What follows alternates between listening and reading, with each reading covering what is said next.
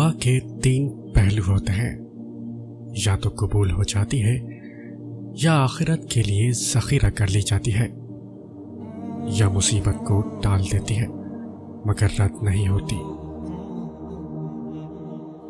انسان کا مقدر اتنی بار بدلتا ہے جتنی بار وہ خدا سے دعا کرتا ہے۔ ہمیشہ دعا مانگا کریں، کیونکہ ممکن اور ناممکن تو صرف ہماری سوچوں میں ہے، اللہ کے لیے تو کچھ بھی ناممکن نہیں۔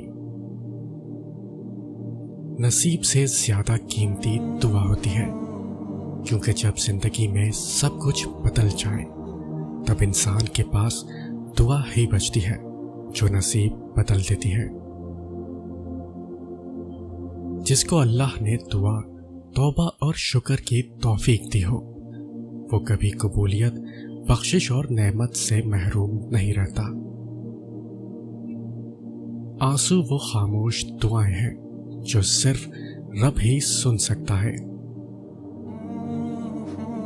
ہر ایک کے دل کی دعا لو، مگر کسی کے دل کی بد دعا نہ لو۔ اللہ تعالی سے جب بھی مانگو بھروسے کے ساتھ مانگو، کیونکہ وہ تمہیں تب بھی دیتا ہے جب تم نہیں مانگتے۔ پھر یہ کیسے ممکن ہے کہ تم مانگو اور وہ عطا نہ کرے؟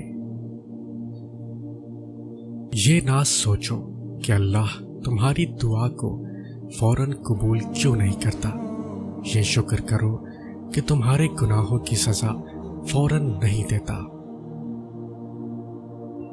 جانتے ہیں بد نصیب کون ہوتا ہے؟